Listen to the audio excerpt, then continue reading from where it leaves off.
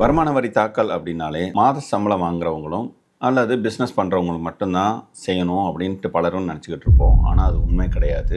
அதை தாண்டி நிறைய பேர் ஃபைல் பண்ண வேண்டியிருக்கும். ஃபார் எக்ஸாம்பிள் ப்ரொஃபஷனல்ஸாக இருப்பாங்க, டாக்டர்ஸ், இன்ஜினியர்ஸ், வீடு கட்டி கொடுக்குற மாதிரியான பிஸ்னஸ் பண்ணுறவங்க, அப்புறம் financial consultants like insurance agents, இவங்க எல்லாமே கூட டேக்ஸ் ஃபைல் பண்ணணும். அண்ட் அந்த வருமானம் 7 லட்ச ரூபாய் கீழே இருந்தால் நான் ஃபைல் பண்ண வேண்டியதில்லைன்னு நினைப்பீங்க. ஆனால் அது உண்மை கிடையாது. அவங்களும் ஃபைல் பண்ணியே ஆகணும். அது மட்டும் இல்லை, வெளிநாட்டில் இருந்து பணம் அனுப்பியிருப்பாங்க, சேவிங்ஸ் அக்கௌண்ட்டில் விழுந்திருக்கும்.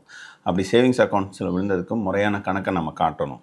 அப்படி காட்டல அப்படின்னா ஹை வேல்யூ டிரான்சாக்ஷன் அப்படின்னு சொல்லிட்டு கொறி அடிக்கிறதுக்கு வாய்ப்பு இருக்குது. மாத சம்பளத்துக்கு போகலனாலும், பிஸ்னஸ் பண்ணலைனாலும், ஆனால் ஸ்டாக் மார்க்கெட்டில் இன்வெஸ்ட் பண்ணியிருப்பாங்க, இல்லாட்டினா மியூச்சுவல் ஃபண்ட்ஸில் இன்வெஸ்ட் பண்ணியிருப்பாங்க. ஸோ இந்த மாதிரியான இன்வெஸ்ட்மெண்ட்ஸையும் கணக்கில் காமிக்கணும். அப்படின்றதுனால அவங்களும் வருமான வரி தாக்கல் செய்யணும். அப்புறம் இந்த வருஷம் நீங்கள் வீடை விற்றுருப்பீங்க, இல்லாட்டினா வாங்கியிருப்பீங்க.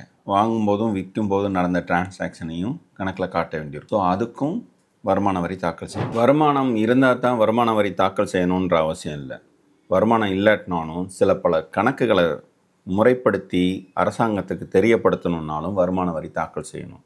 அதனால் உங்களுக்கு அது மாதிரியான சந்தேகங்கள் இருந்தாலோ அல்லது வருமான வரி தாக்கல் செய்யணுன்ற அவசியம் இருந்தாலோ தயவு செய்து செப்டம்பர் மாதம் 15ஆம் தேதிக்குள்ளே வருமான வரி தாக்கல் செய்திருங்க. இந்த கேட்டகரியில் நீங்களும் இருந்தீங்க அப்படின்னா உங்களுக்கு ஃபைல் பண்ணணும்னா எஸ்ன்னு கமெண்ட் பண்ணுங்கள். எங்கள் டீம் உங்களுக்கு கால் பண்ணி ஃபைல் பண்ணி கொடுப்பாங்க.